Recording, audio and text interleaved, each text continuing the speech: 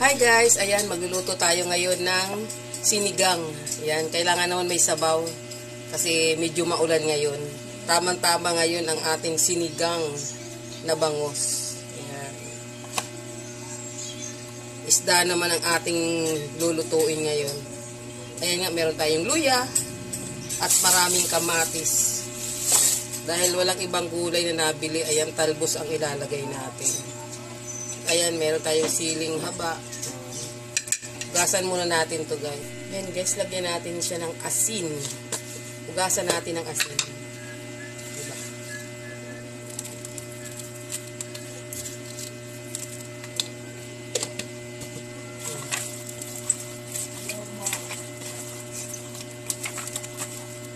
Sinisipon pa rin tayo guys. No? Sobra. Mainit, tapos ulan, pero dalawang beses na dito umulan. Kaya lang, biglang iinit na naman. Kaya ayan, tama, mag-ano muna tayo ngayon. Magsinigang naman. Dahil alam niyo naman, hindi tayo kumakain ng mga meat. Ayan, ito lang ang pwede natin kainin. Para matanggal yung lansa.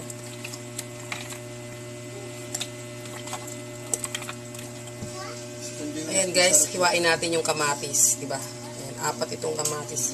Agawin na natin 5 para marami. Ayan, 5. Ugasan muna natin. Tapos yung siling haba. Ayan, 4 ang ilalagay natin. Ayan, itong luya. Ayan, maraming luya ilagay natin. Ayan, naglaglagan pa. Para tanggal ang lansa. Ayan nga, hiwain na natin yung kamatis. Tanggalin natin yung buto.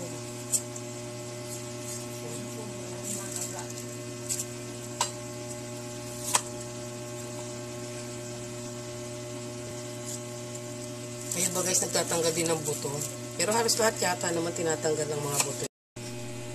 Ayan guys, hiwain naman natin yung luya.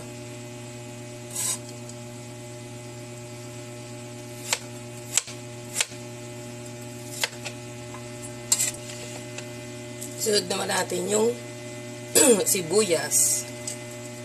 Pahuli pala natin ang sibuyas. Paiiyakin na naman ako niyan. Ito muna, bawang muna.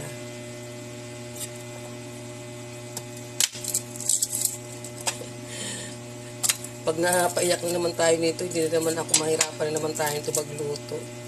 Luha tayo ng luha. Ito yung problema sa akin pag naghihiwa na ako ng sibuyas.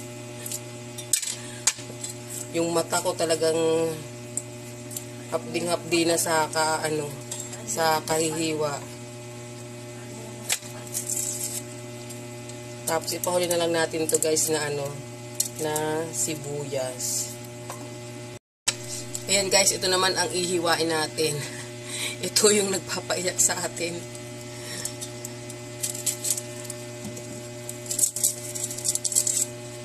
Sana huwag naman tayo. Meron talagang sibuyas na pa lang lumuluhan ako. May times na hindi. Ewan ko bakit gano'n. Hindi pare-pareho. Sana huwag tayo nito paayakin.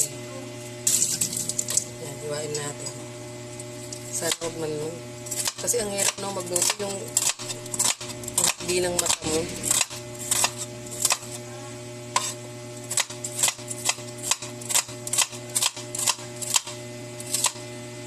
Yan, sana nga huwag ako paiyakin.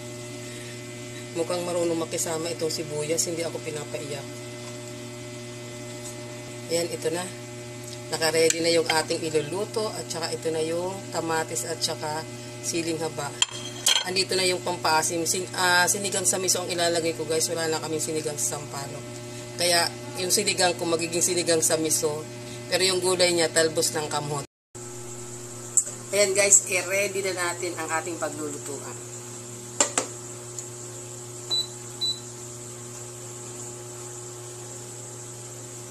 Igigisa ko siya guys. Ayan, doon ako nasanay lalo pagbangos kasi di ba malansa. Kaya kailangan igisa ko muna siya. Ayan nga guys. ilagay na natin ang mantika. Kunti lang.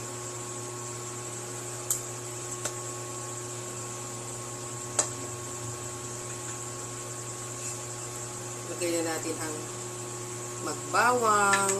Bawang muna inununak.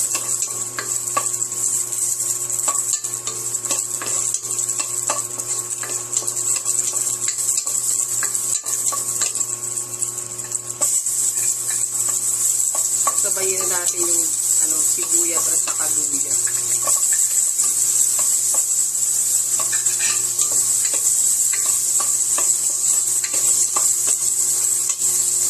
And medyo luto-lutuin natin ang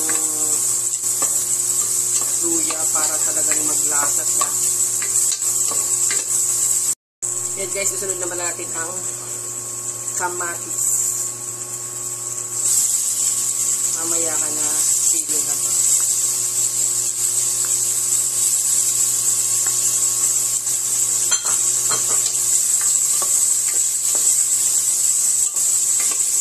Ayan, kung kaya nagluluto na ako, nagluluto yung mata ko dahil sa sibuyas.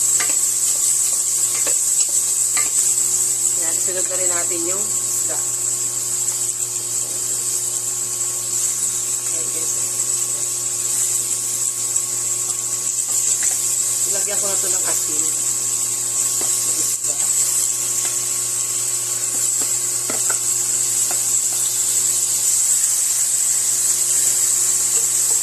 Haluin natin ang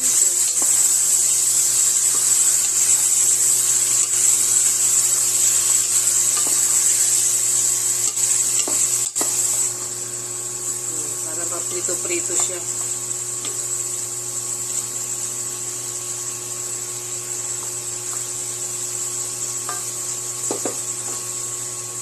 Lagyan natin ang sabaw. Tapos, ilagay na natin itong sibuyas, yung luyang utak.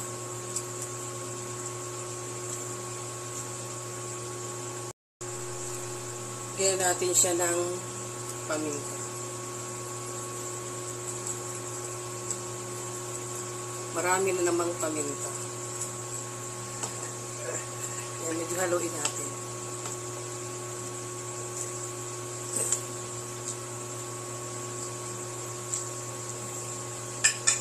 Tapos, takpan na natin. Habang nag-aantay tayong kumulo yung ulam, ito naman muna ang natin. Lilinisin yung talbos ng kamote. Yan, kaya mapalad yung may mga tanim ng talbos ng kamote, di ba? Hindi na nila kailangan bumili. Yan. Kukunin ko lang dito yung dahon lang.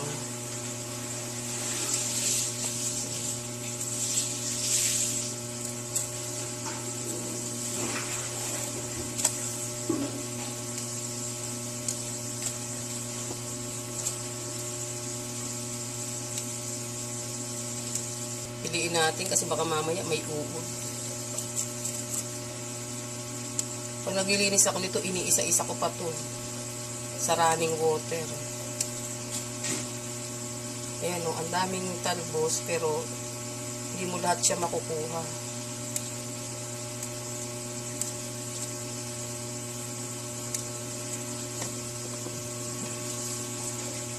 Assorted siya, may green, may pula.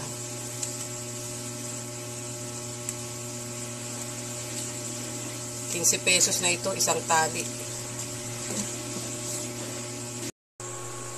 Ayan guys, sumulo na. Ayan ang pinakahihintay, ang pagkulo.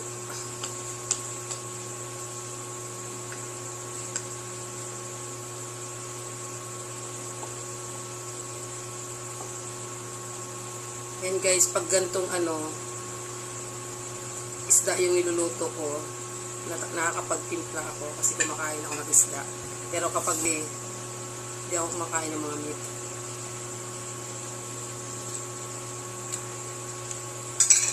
Lagyan natin siya ng patis.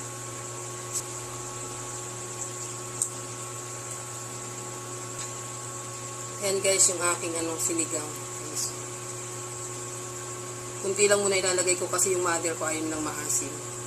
Timpla ko lang muna ng konti, tapos pag iwalay ko, tapos sabay ibabalik ko na dito.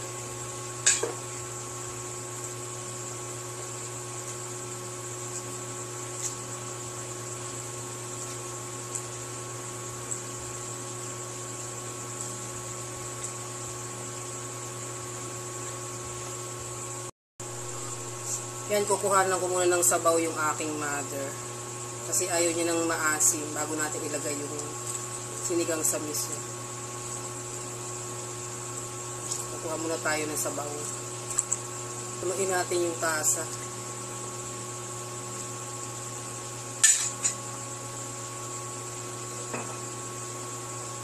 Bago natin ilagay ito.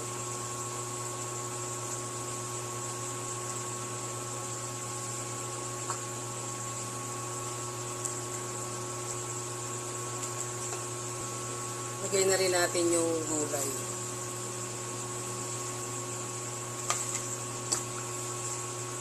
Yan, laglag pa. Ayaw pa.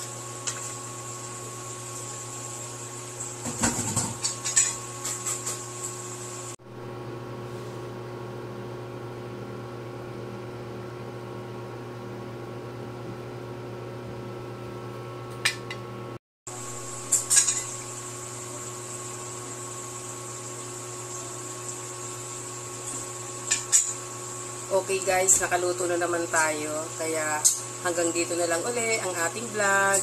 Thank you and bye-bye!